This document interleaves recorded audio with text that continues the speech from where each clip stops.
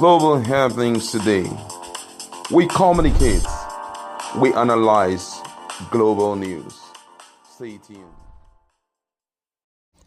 Hello, beautiful people. Welcome to Global Happenings today. When it comes to the issue of Igbo presidency, Biafra actualization, Biafra exit, and their standing in Nigerian politics and Igbo marginalization, the southeastern politicians have been playing to the gallery. Some of them decide to sit on the fence for the benefit of their political career. It looks like one have come out and decide to even trade whatever it needs to be traded for the benefit of the Ndibos in general, and is making a very strong and bold statement over Igbo presidency and Biafra exit. In fact, I've never heard it in this light. Well, before going to the newspaper to find out exactly what Victor Umeh, one of the one-time senator representing Anambra, said concerning Igbo presidency and Biafra exit, and what Ndibos stand to gain or lose come 2023.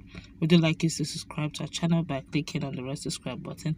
Beside it, you see a bell notification icon. Please go ahead, click on it to get notified as soon as we update our channel on YouTube. Well, the former national chairman of the All Progressive Grand Alliance, APGA, that's one-time senator representing Anambra Central, Chief Victor Umeh, in an interview speaks on 2023 and why the Igbo deserve to produce president. Umeh dismisses the claim that agitators for Biafra are a hindrance to Igbo presidency. Here are his accepts.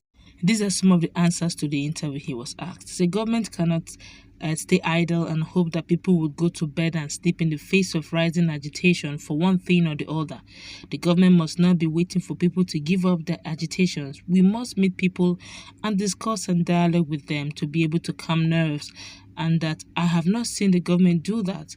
If you say you are not happy, they would send soldiers after you to make you happy. It is not possible. You cannot achieve this without dialogue. If the government is not doing anything and the government is thinking that it would curb all these insurrections across Nigeria with armed forces, it will be too much for them. They will not be able to achieve it. A simple and effective approach would have been to meet people and talk with them and give them hope and meet them halfway in their demand, or even completely, so that you don't need guns to have peace in Nigeria. It is one of the failures of government to utilize mechanism of dialogue that the problems are precipitated and insecurities burgeoning everywhere. It is like a wound. If you don't treat it, it will spread and even lead to cutting off your legs. These problems the people are challenging the government of Nigeria for, and they are not doing anything. It would not go away. It can only get worse. That is why those in the opposition would always want to see anything that is wrong in Nigeria hit it on the party that is running the government. It is justifiable too, because the essence of governance and government is to provide leadership and then solve the problems, and if that is not in place, they would take the blame. Asked his stand on rotational presidency and Ndibos generally, he said this.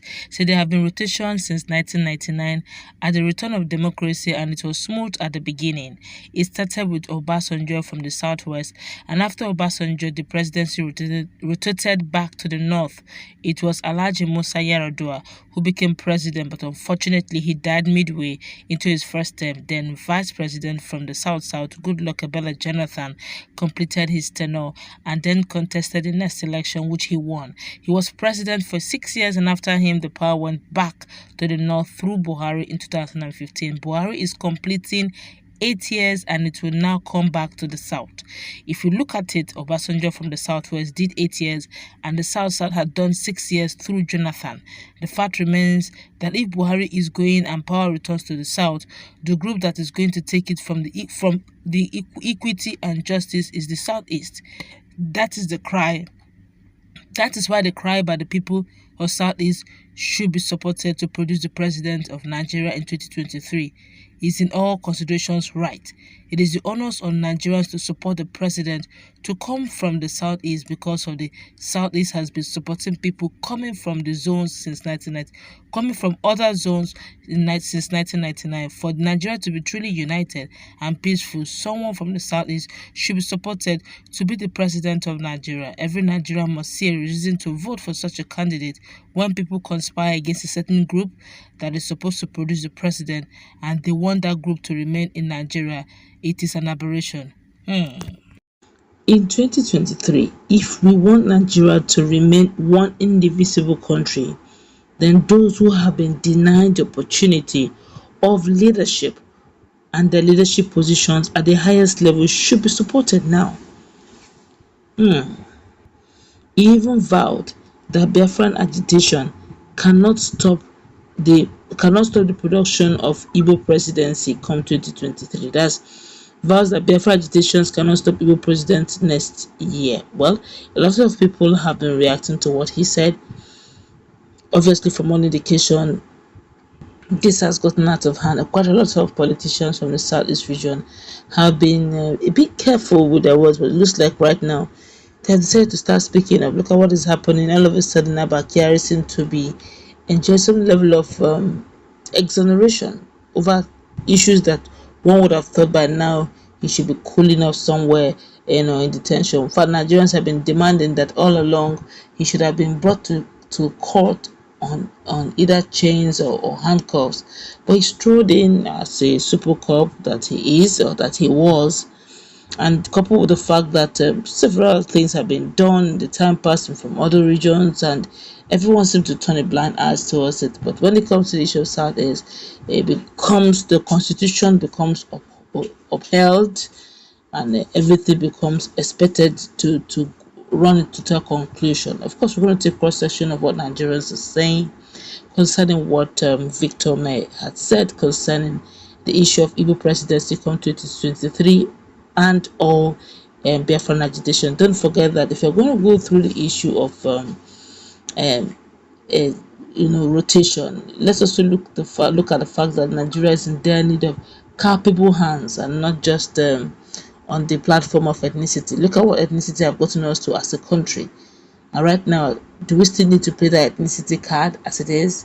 Let's feel the pulse of Nigeria. This one here is saying, you cannot be supporting IPOB or ESN and expect to rule this country. Please go and continue with your Biafra nation agitation.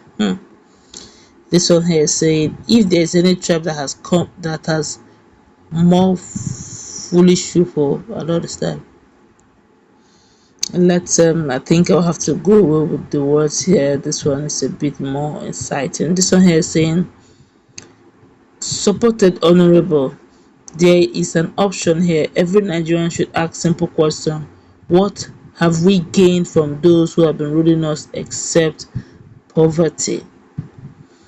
This one here is saying, Senator Umeh. Okay, Senator Umeh, this is democracy. The Igbo should try and employ the principles of democratic tenets. It is not by force that an Igbo man must become president of Nigeria. The Yorubas have perfected the game of being in the mainstream politics. The year 2023 is a litmus test for the Igbos. This one here says, just like when they employed the principle of democracy to enthrone Obasanjo in 1999, OBJ was in prison, don't forget. Well, that's true. I don't know what happened. That of OBJ was the case of MKO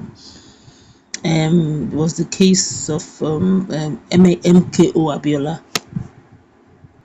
who was denied his presidential ticket, and in the spirit of equity and fairness, they said, okay, let them just zone it then to southwest. Even then, Chifulu Fala was in all parties, then all prominent active parties, then all the southwesterners were given prominence, even though they lost in their primaries, but somehow they allowed them to have their way, simply because of MKO Abiola. Eventually, that particular situation brought in someone like Chief Olusegun Obasanjo.